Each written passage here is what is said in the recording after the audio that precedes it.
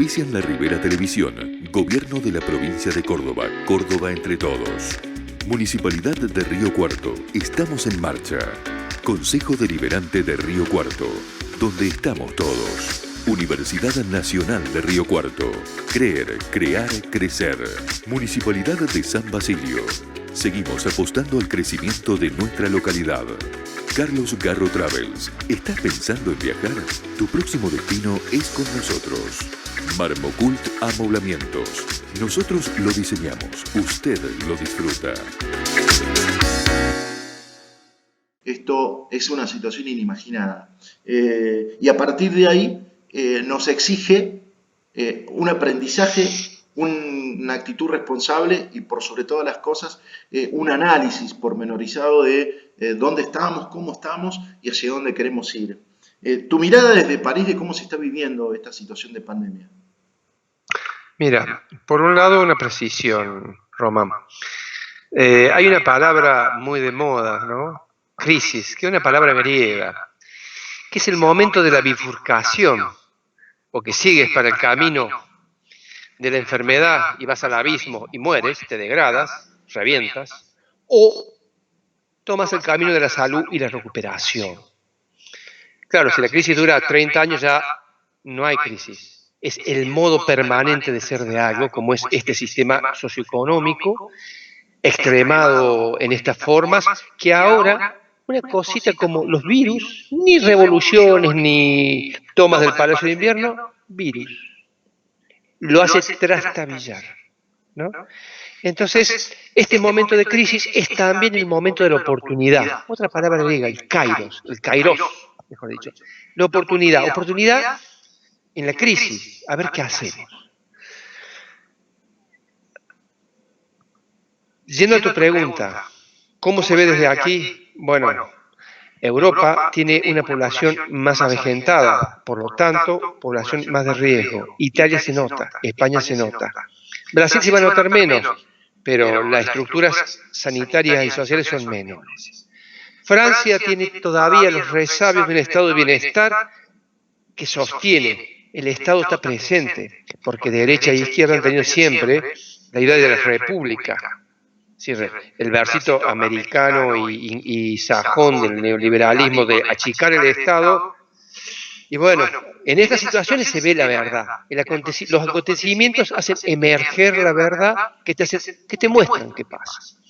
Hay mucho miedo, Román, mucho miedo, mucha incertidumbre y rompe los esquemas de cómo estábamos viendo. Esto nos apura o a ser más inteligente o seguir en la tontería y golpearnos todo el tiempo.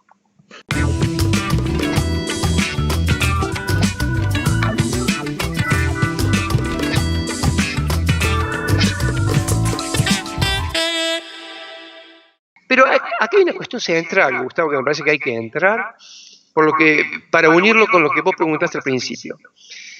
En política, el desacuerdo siempre es constitutivo e inherente a las relaciones. No hay que tenerle miedo a la confrontación, al antagonismo político. Es normal, es como en el matrimonio. O tú no discutes con tu mujer, vamos. Sí. O yo no discuto con mi mujer, o nadie discute con su mujer, o con su hijo, o con los colegas.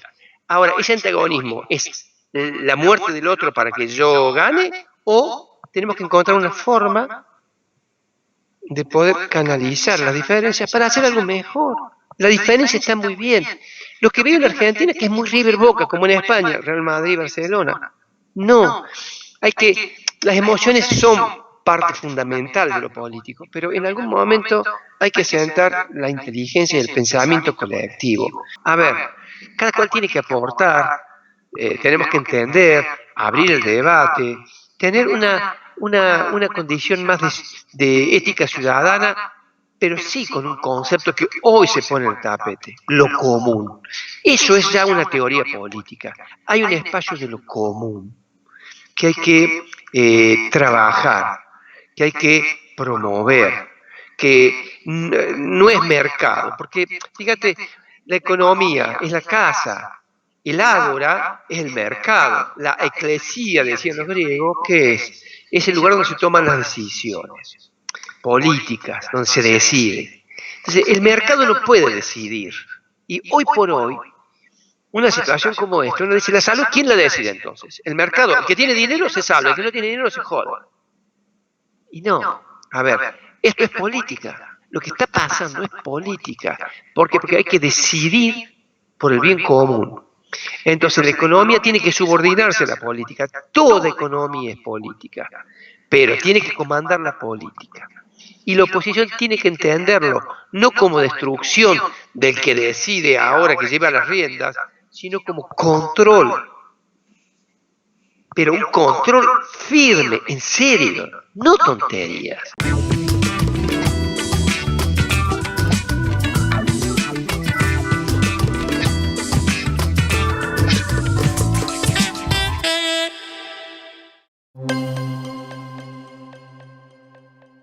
A mí me parece que va a haber que discutir mucho en la política argentina. La sociedad argentina va a tener que tomar estos temas con mucho más seriedad que la de los memes que se transmiten en los grupos de WhatsApp y en los programas como Facebook y estas cosas, ¿no? Y ponerse a discutir con seriedad.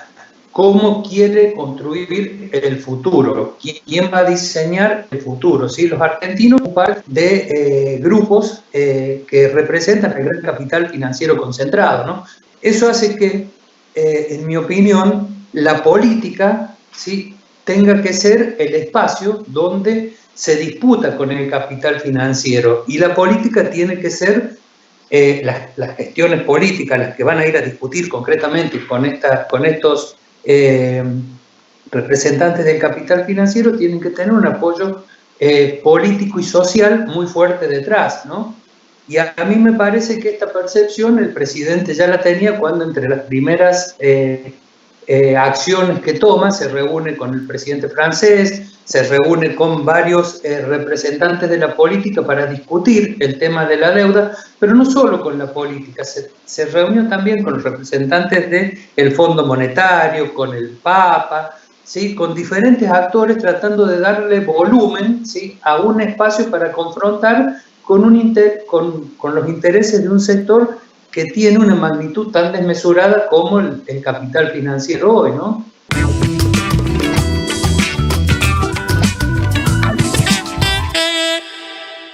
Y ahí es donde me parece que la política mundial tiene que pensar una estrategia para poder generar modelos alternativos de desarrollo a los que proponen los capitales financieros. El capital financiero no tiene una propuesta de desarrollo que genere una producción, un proceso de producción inclusivo, que genere un proceso de producción igualitario, que genere un proceso de producción que incluya, que tenga una perspectiva de género en el proceso de desarrollo. No le importa ninguna cuestión al capital financiero, solamente le interesa tener una ganancia la más alta que pueda tener y, si puede ser, la más rápida. Pero si la más alta de las ganancias requiere esperar un tiempo, no tienen urgencia por cobrar, porque cada uno le debe extremadamente poco en relación a sus activos, ¿no? Entonces tienen toda la posibilidad de esperar y toda la posibilidad de generar los mejores negocios que nada tienen que ver con los modelos de desarrollo que los países pueden estar pensando.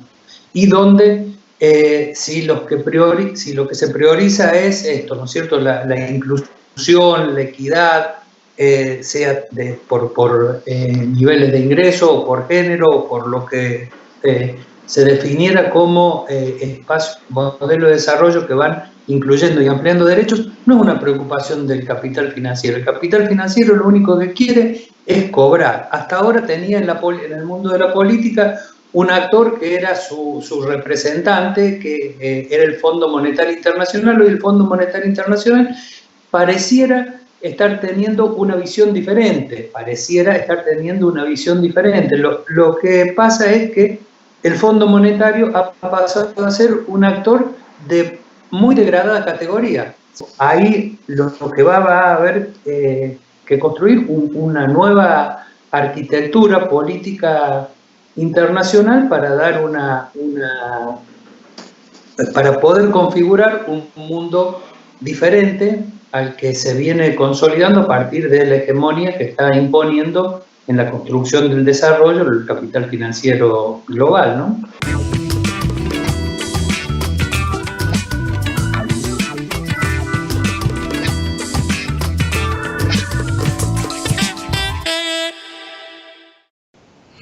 A mí me llamaba la atención dos cosas, ¿no? De la normalidad del país, de la sociedad, pero sobre todo en los grandes centros urbanos. La primera cuestión era la baja, incluso hay números, hay estudios ya sobre esto, la baja en la tasa de delincuencia.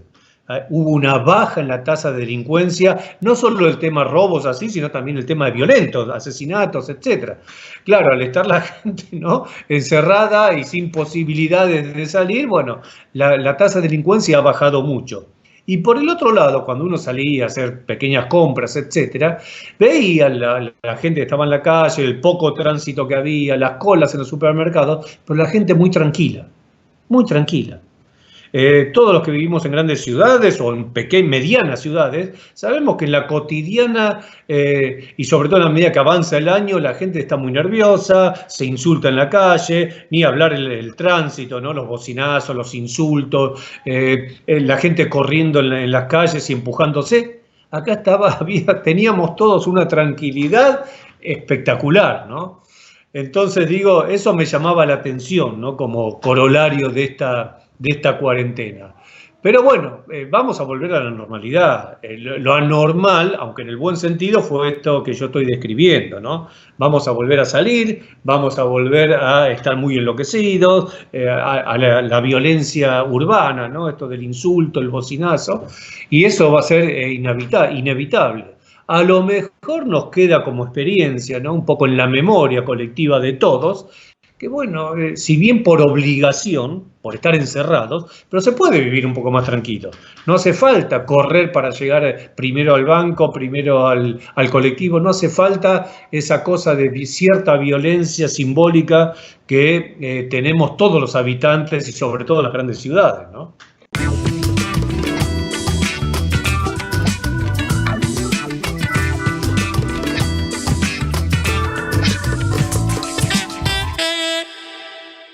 Creo que va a haber, en general, sobre todo en el mundo occidental, por cómo siempre se organizó el mundo político, ¿no? Creo que como resultado de esta pandemia, va a haber una nueva apreciación de lo público, ¿sí? Va a haber una nueva apreciación de lo público, en el sentido de que hay ciertas cuestiones que por más que siempre, a ver, de los sectores muy liberales, ahora neoliberales, siempre se operó desde el siguiente principio. Todo lo que el mercado puede hacer, el Estado no lo tiene que hacer, ¿sí? Y así vivimos en este mundo los últimos 20, 30 años, ¿no? En los países con ciclos políticos, pero el concepto fuerte de los sectores de poder era lo que el mercado quiere y puede hacer, el Estado se tiene que retirar, ¿sí? Esta pandemia nos va a dejar una enseñanza quizás del tipo contrario, ¿sí? Por más que sería así, por más que el mercado quiere y puede hacer algunas cosas, la obligación y la responsabilidad es del Estado. Quien lo tiene que hacer es el Estado, ¿sí? El mercado puede proveer enfermedades, proveer salud. El mercado lo puede hacer. De hecho, tenemos muchas empresas prestadoras de salud, sanatorios, clínicas, obras sociales privadas, ¿no? El mercado lo puede hacer, ¿sí? Pero hay un denominador común, que es la salud pública, la salud de todos, que va a ser siempre responsabilidad del Estado, ¿sí? Y que el Estado no puede dejar sino garantizarla. Entonces, lo que quede o quien quiera algo más, que vaya al mercado. Pero ahora hay una base mínima que corresponde al Estado y que por lo tanto tenemos que estar de acuerdo en que hay que financiar al Estado para que esa base mínima la siga sosteniendo, haya pandemia o no haya pandemia, ¿sí? Nosotros los argentinos, la Argentina, ¿no? Estamos hace bastante tiempo, ya de los 90 concretamente, ¿no? Muy divididos en términos de esto del mercado y Estado, ¿no? Y vos podés hablar y conocer y charlar con gente que no tiene ni siquiera recursos buenos, pero sin embargo está convencido de que el mercado, de que las empresas, de que la salud privada, la educación privada es mejor, etcétera, ¿no? Yo creo que si ahora uno preguntara, por eso a veces las encuestas son relativas, ¿no? Creo que mucha de esa gente diría, no, es cierto, el Estado tiene que tener una base mínima de educación, de salud, de justicia, de vivienda, de infraestructura, por más que el mercado la pueda hacer. Porque cuando viene la mala, a quien recurrimos es al Estado, ¿no? Ahora, si le preguntas a la gente, habría muchos convencidos de eso y que dirían, sí, es verdad. Creo que dentro de 3 meses, si esto pasa y volvemos toda la normalidad, de a poco va a volver el viejo mensaje. No, lo privado por definición es mejor, ¿no? Y nos vamos a olvidar que en este marco de crisis, hasta los privados están acudiendo al Estado. Páguenme los sueldos, páguenme las prestaciones médicas que ahora no puedo cobrar, ¿no? Es así, lamentablemente no sería tan optimista con eso.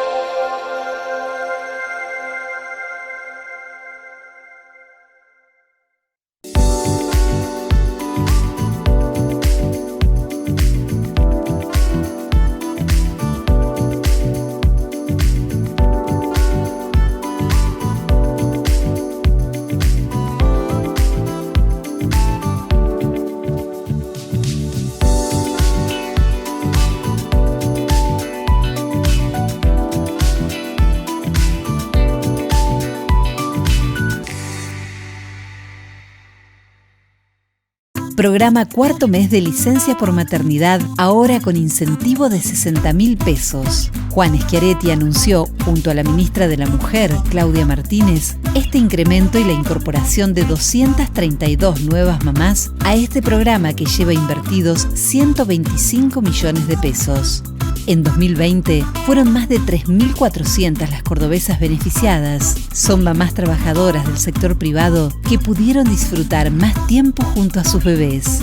Entre todos podemos y hacemos más.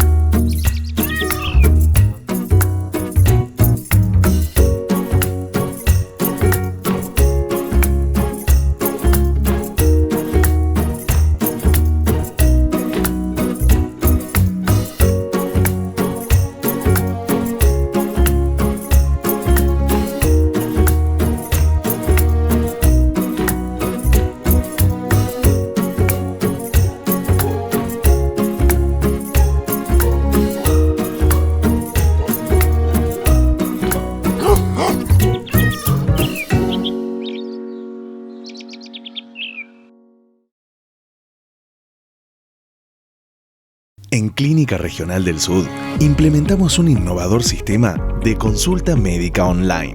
Te acercamos a la consulta con nuestros profesionales médicos desde la comodidad de tu casa. Ingresá en clinicaregionaldelsud.com y conoce más. Generamos nuevos canales para mantenernos más cerca. En tiempos difíciles, estamos con vos.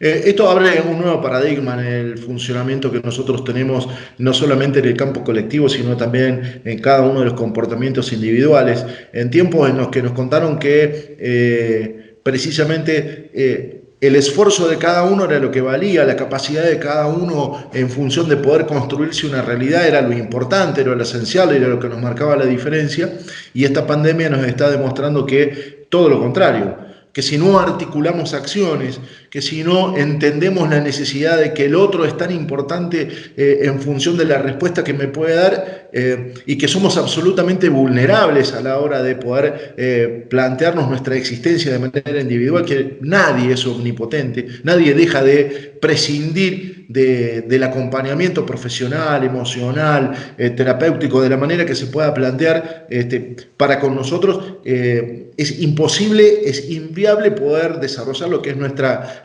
capacidad de existencia como seres humanos. Ese nuevo paradigma me parece que es lo que se pone sobre la mesa ahora y sobre los ejes con los que ustedes van a tener un enorme trabajo para ayudarnos a encontrar soluciones y respuestas. Sí, en realidad creo que, como vos bien decís, este nuevo paradigma que se abre a partir de esta situación nos tiene que hacer a todos repensar el modo en que estamos funcionando como sociedad, a quienes tomamos algunas decisiones en algunos espacios institucionales también, cómo pensamos las instituciones y la necesidad de poder trabajar en red y en poder hacer hincapié en desarrollar estrategias preventivas de caras hacia el futuro, porque sin lugar a dudas uno puede hacer un análisis de diversos puntos de vista de lo que nos está ocurriendo.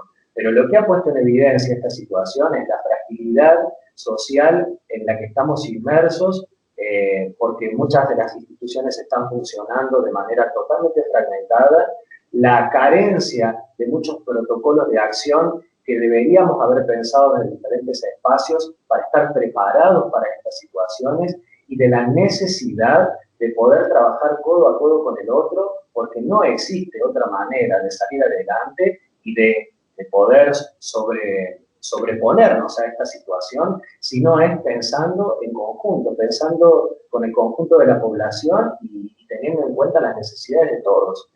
Creo que eso es fundamental. Si uno tiene que pensar cuál es la ganancia que uno puede obtener de una situación crítica, es pensar en que lo que veníamos haciendo, había muchas cosas que evidentemente no estaban haciéndose de la mejor manera, y que hay que pensar un nuevo paradigma, es decir, pensar hacer las cosas de otra manera y revisar las prácticas que veníamos haciendo, ¿no? Eso es sin lugar a dudas la ganancia, y creo que tenemos que capitalizar en ese sentido esto y tratar de salir adelante, porque no nos olvidemos que estamos en una situación de crisis, ¿sí?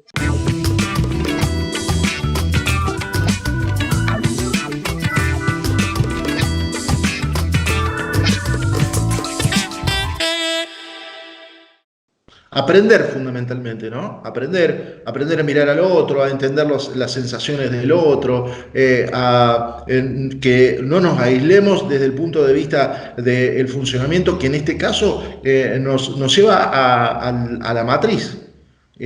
Porque este encierro, precisamente el desafío que nos propone es ocuparnos de nosotros y de nuestro contexto más cercano.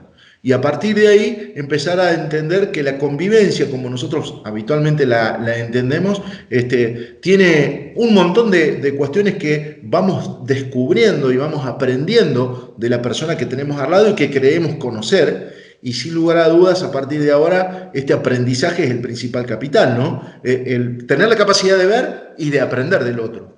Totalmente. Y creo que en este contexto de aislamiento, este contexto de aislamiento es una oportunidad para todos en algunas cosas, o a mí me interesa a veces acentuar esa dimensión de la situación de aislamiento más allá de lo pesado que puede resultar para muchos, pero también pensemos que es una oportunidad para repensar un montón de cuestiones, desde las cuestiones más personales y subjetivas en relación a lo que uno concibe como su vida y su proyecto de vida, ¿sí? Hasta las cuestiones que tienen que ver con los vínculos, y después quienes toman decisiones institucionales también repensar su hacer profesional, ¿sí? Creo que tenemos que permitirnos, o al menos me gusta también dejar este mensaje, permitirnos hacer un paréntesis en nuestra vida, Cuando muchas veces circulan, inclusive uno, ¿no?, da ciertas indicaciones de cómo aprovechar el tiempo en el ámbito hogareño para no aburrirse, para no caer bajo la situación del estrés o de la incertidumbre. Bien, está bien, tenemos que aprovechar el tiempo, hacer eso que no habíamos hecho en algún momento, aprovechar para leer, conectarse con la familia, pero también tenemos que permitirnos que el tiempo discurre y que el tiempo pase, y que sucedan cosas interiores que nos movilicen para repensar, cuando podamos salir, ¿qué vamos a hacer?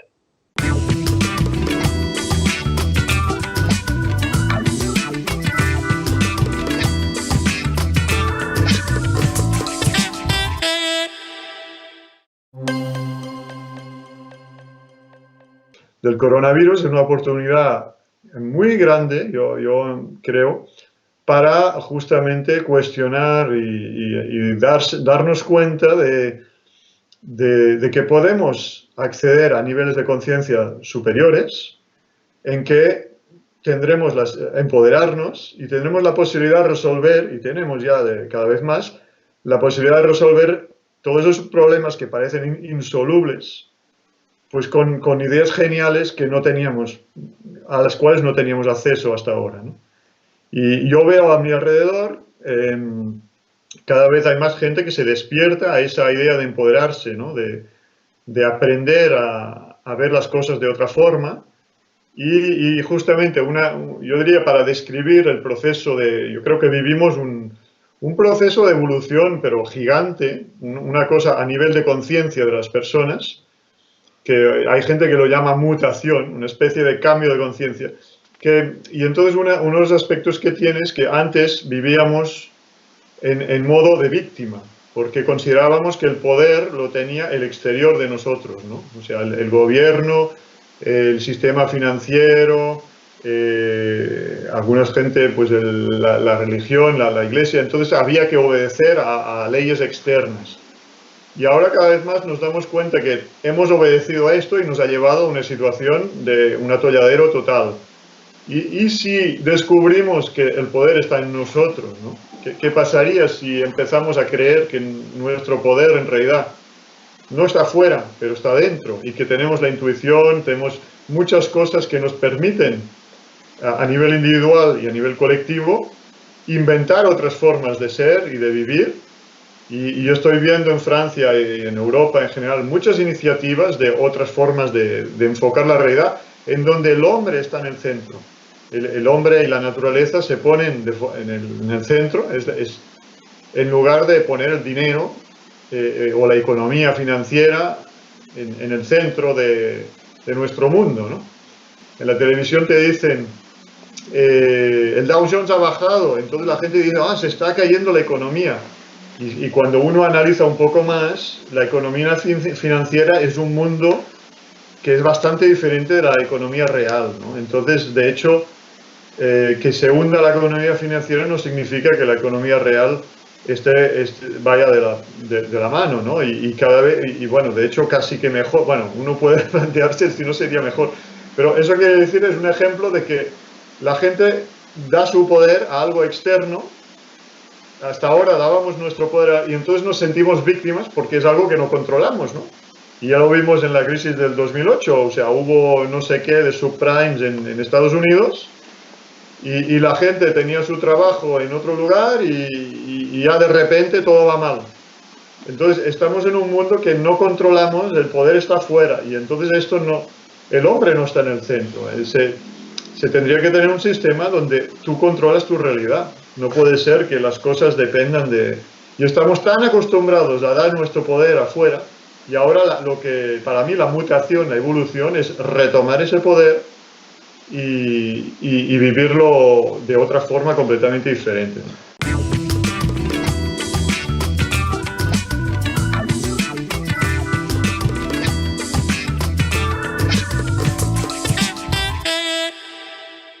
Lo que hicimos fue ceder nuestro poder, nuestra autonomía económica, nuestra autonomía de acción, y de pronto nos damos cuenta de que esto ha sido absolutamente un error, y desandar ese camino es complejo, pero también lo vamos a poder lograr en la medida que tengamos la idea arraigada en nuestro ser de que nosotros somos los que realmente decidimos, los que mandamos, los que otorgamos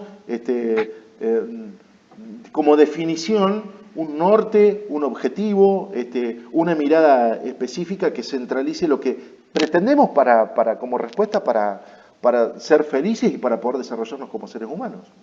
Para mí esa es la actitud del adolescente. El adolescente no asume, o digamos en la fase adolescente típicamente todavía no asumes la responsabilidad de tu vida y te quejas a los padres, ¿no? O sea, les dices a los padres que no te gusta la comida, la casa, todo, ¿no? Pero no eres capaz de asumir. Entonces es esa transición y me da la sensación que estamos en una sociedad adolescente que el objetivo es volverse adulta, en que la gente ya para de, como dices tú, delegar el poder a otros para después quejarse, ¿no? Porque es como inconsciente, ¿no? Y sí, es exactamente esa... se llama también la recuperación de la soberanía personal y colectiva, ¿no?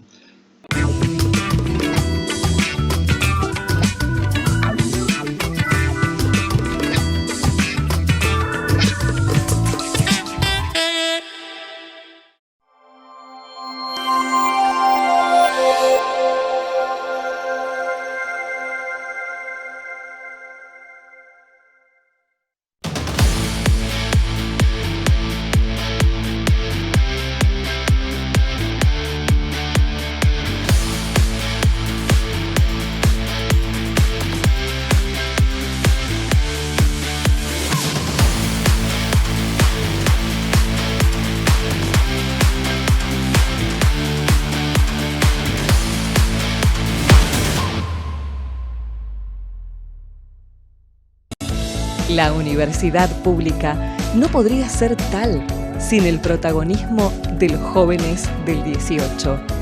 Hoy reafirma más que nunca el derecho irrevocable a seguir creyendo, creando y creciendo al servicio de una educación pública y gratuita de toda una región. Inclusión, equidad y compromiso educativo de una universidad para todos. Quedó creada por ley la Agencia Conectividad Córdoba Sociedad del Estado. En la última sesión del año 2020, la legislatura de Córdoba trató y aprobó el proyecto de ley enviado por el Ejecutivo Provincial. Posteriormente, el vicegobernador Manuel Calvo firmó la ley 10.737, que deja creada la Agencia Conectividad Córdoba. El objetivo de la nueva agencia es garantizar la igualdad de oportunidades a través de la conectividad para todas las personas, independientemente del lugar donde vivan y las condiciones sociales en las que se encuentren. Entre todos podemos y hacemos más. ¿El viernes sale juntada con los chicos? Es el cumple de Pato, tenemos que brindar. Este domingo me invitaron mis viejos a un asadito, va la nona y toda la familia. Hace tanto que no los veo. ¿Sale fulbito con los primos después de comer? Sí, de una. Arranca la semana. Tu hermana tiene el cumpleaños de su novio y vos tenés una reunión importantísima con tus socios y unos clientes. Ayúdanos a cortar con la cadena de contagios. El uso del tapaboca es obligatorio. Mantén la distancia social de 2 metros. Las reuniones sociales están prohibidas. Cuidarte es cuidar a los que más querés. Gobierno de Río Cuarto.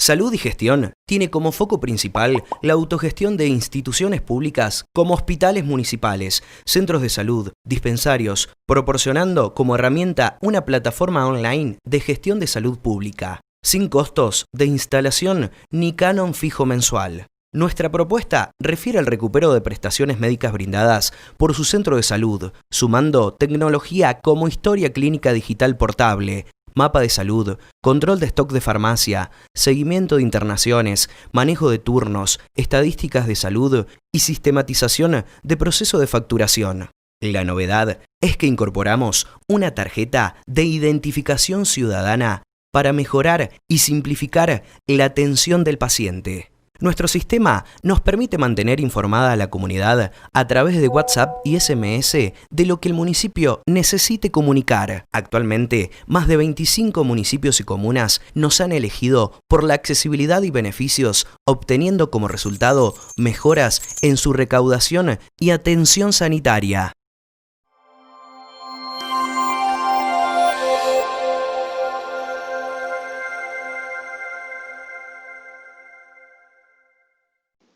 Bueno, el tema del COVID-19, en realidad, como yo lo comento con frecuencia con los colegas en filosofía, me parece que más es el síntoma o el efecto de unas causas mucho más profundas.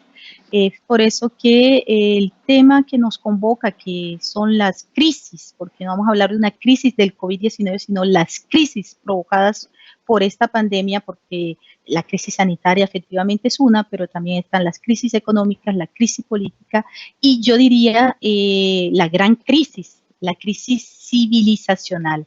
El COVID, en realidad, COVID-19 nos obliga y nos surge nuevamente a hacernos una pregunta que es de alguna manera filosófica, es cuál es nuestro lugar en este planeta y cómo estamos habitando este planeta, ¿no? Entonces, nos reenvía a unas problemáticas que hace ya 30 años sobre la huella del individuo humano en nuestro planeta, porque como todos sabemos hoy en día, este COVID-19 en realidad es de alguna manera la consecuencia de la invasión progresiva del humano en el hábitat salvaje. Hace poco un colega, justamente un coterráneo de ustedes, el actor Darín, decía, esta COVID-19 nos desenmascara. ¿En qué sentido? Yo comparto su pequeño video que compartió en las redes, donde él dice, el sistema económico mundial está en crisis porque no estamos sino consumiendo lo estrictamente necesario. Es decir, estamos consumiendo alimentos, lo que necesitamos para vivir y ya no estamos saliendo a comprar la billetera, a comprar la cultura, porque la cultura se compra hoy en día, no solo se produce y se vive, sino que se compra y se consume. Entonces, esa situación de disminución de la bulimia consumista de nosotros como individuos, sin duda impacta mucho un sector enorme de la economía transnacional, que es la economía de lo superfluo, ¿no? En general, ¿no? Una cosa importante de pronto para señalar es hasta qué punto esto es tan cierto que el COVID-19 y sus efectos colaterales de muerte y disturbios sociales se multiplican en escenarios de una gran desigualdad de acceso social a la salud, en los escenarios de desigualdad socioeconómica, incluso en escenarios donde hay poblaciones que son objeto de algo que hace rato, sin duda, Gustavo, ustedes han tenido que haberlo evocado en su emisión y sus programas, el lobby empresarial, que ha impactado mucho sobre todo las industrias agroalimentarias, ¿no? Cuando uno mira la cantidad de muertos en los Estados Unidos, son esencialmente afroamericanos y muchos latinos, y son personas que hace rato se está denunciando desde todas las maneras posibles, son personas que son víctimas de una alimentación grosera en el sentido de delictiva, porque la mayoría de la alimentación de estas poblaciones son ricas en grasa, bajas muy ricas igualmente en azúcares, y todo esto es porque hay un dispositivo de organización del acceso a la alimentación de estas poblaciones económicamente precarias que les produce obesidad, diabetes. ¿Y quiénes son las principales víctimas en riesgo del COVID-19? Estos prototipos, ¿no? Una persona obesa con problemas de diabetes, con hipertensión. Entonces ahí yo menciono esto, Gustavo, para que nos demos cuenta una vez más que todo esto se agrava porque ahí ya hay cosas prealables a la llegada de este COVID que intensifica y agudiza el problema de la incertidumbre que viene con este COVID y esta enfermedad. hay una cuestión, y es que yo no veo como muchos de mis colegas que el capitalismo es un capitalismo esencialmente de consumo de productos concretos, ¿no? Hay un consumo también del comportamiento. El capitalismo es comportamental, y en ese sentido es curioso, pero estamos confinados en casa y nunca, Gustavo, como ahora estamos alimentando la máquina capitalista, porque les estamos dando absolutamente todo. Pasamos 8 y 10 horas frente a este computador en todas las aplicaciones posibles, habidas y por haber. Nunca como ahora estamos alimentando el algoritmo y el Big Data, ¿no? Entonces es muy curioso que en medio de este confinamiento, cuando se está cuestionando el capitalismo, nosotros en realidad lo estamos alimentando. Ese capitalismo del comportamiento lo estamos alimentando. En este momento, cientos de millones de personas que tienen acceso a Internet están siendo condicionadas para que una vez el confinamiento se abre, vayan a consumir, incluso por razones patrióticas, ¿ves?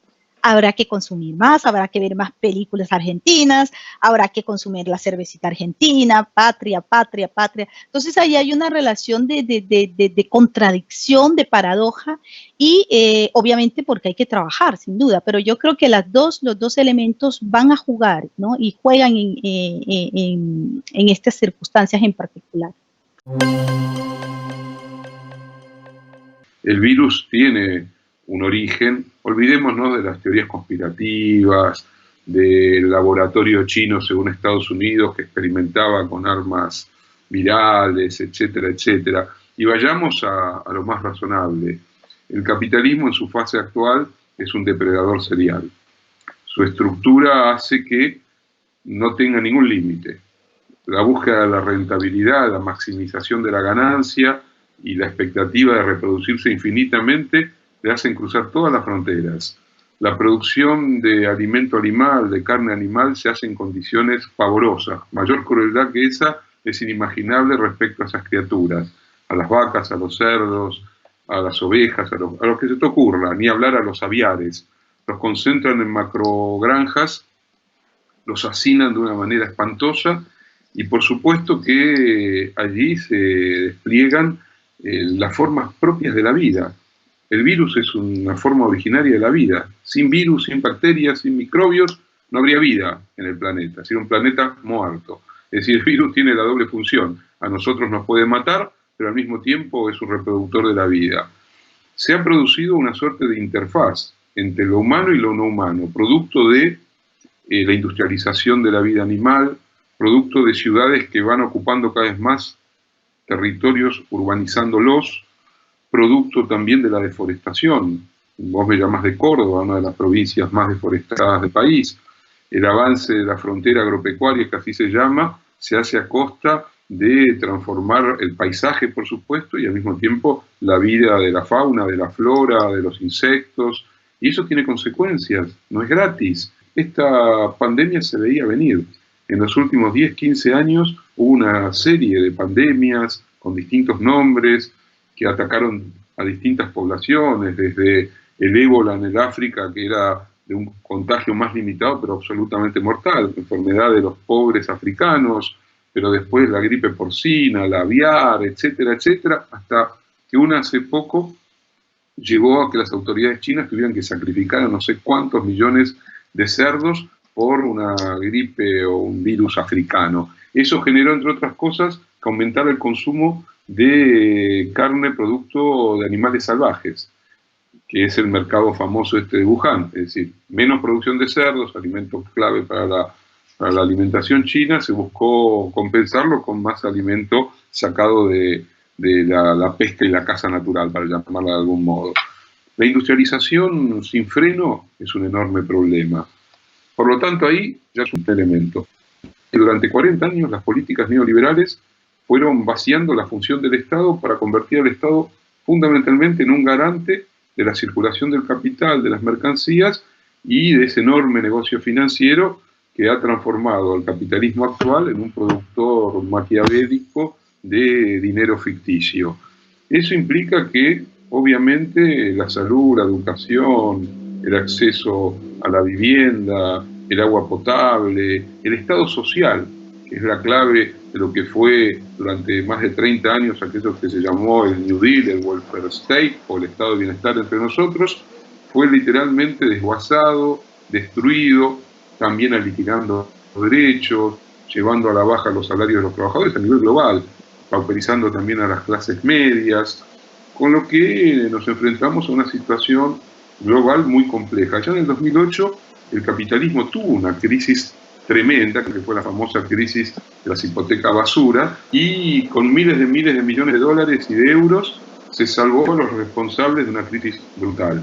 En ese momento se hablaba que no podía ser, que iba a ser la última oportunidad, que había que cambiar las prácticas, que había que regular el sistema financiero, etcétera, etcétera, y no solo que no se hizo nada, sino que se agudizó el mecanismo a través del cual la financiarización siguió creciendo.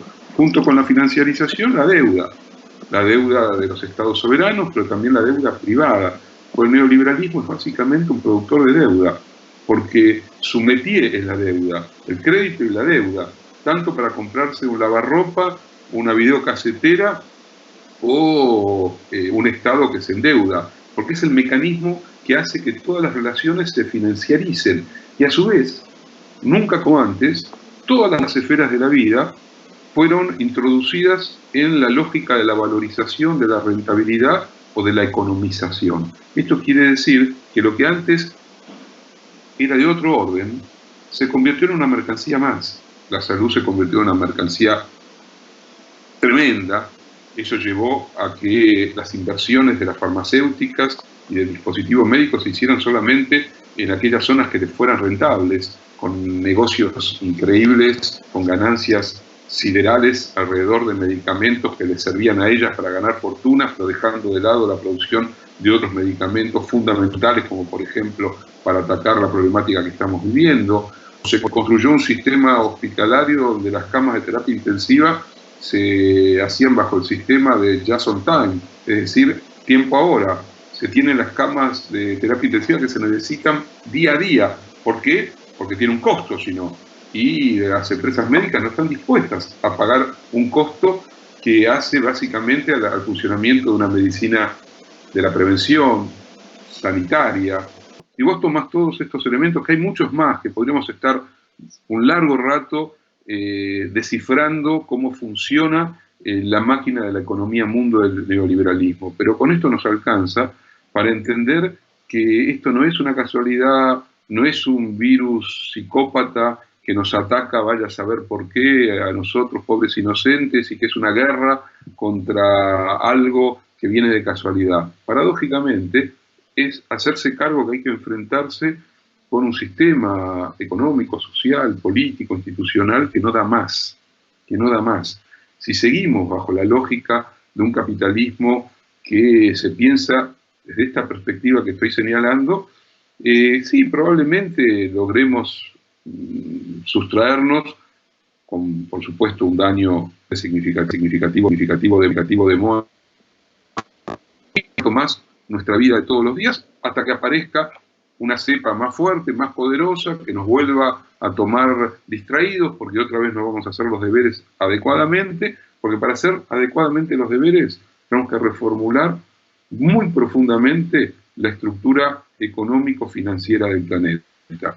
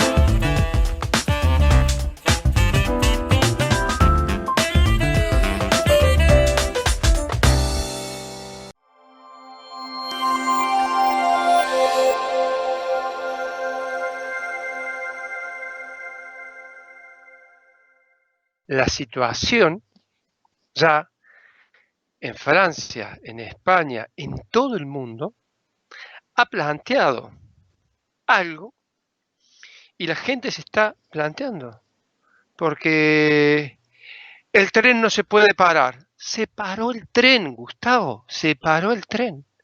Y claro que hay una serie de cuestiones, hay todo un trasfondo, venía algo muy profundo que ya está instalado,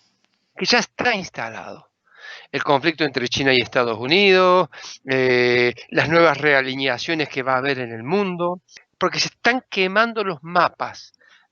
O sea, los mapas que teníamos no describen el territorio que estamos viviendo, Gustavo.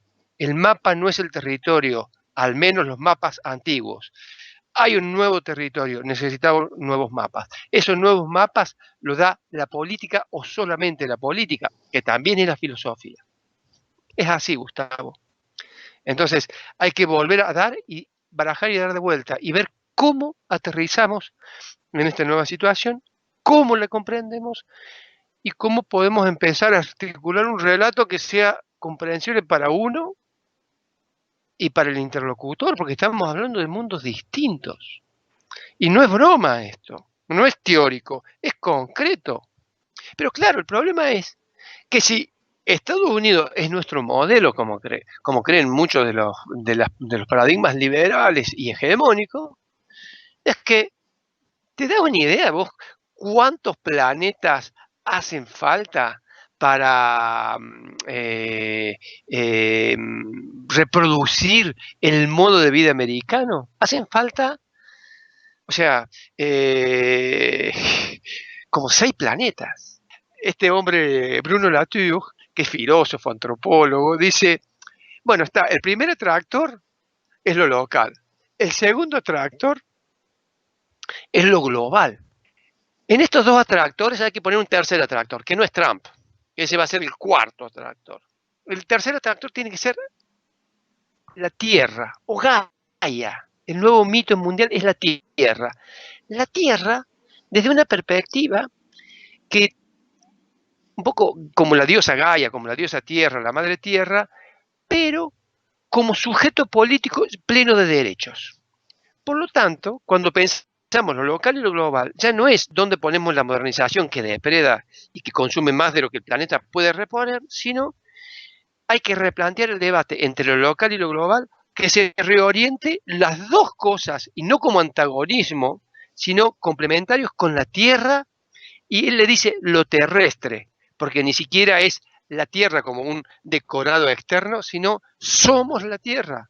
Y él habla de lo terrestre, que los animales y las plantas son parte de eso terrestre. No hay privilegio, como creía la Biblia y como creía la ciencia occidental, del hombre destinado a dominar y a machacar al resto de los vivientes. No. O sea, esto cambia el paradigma.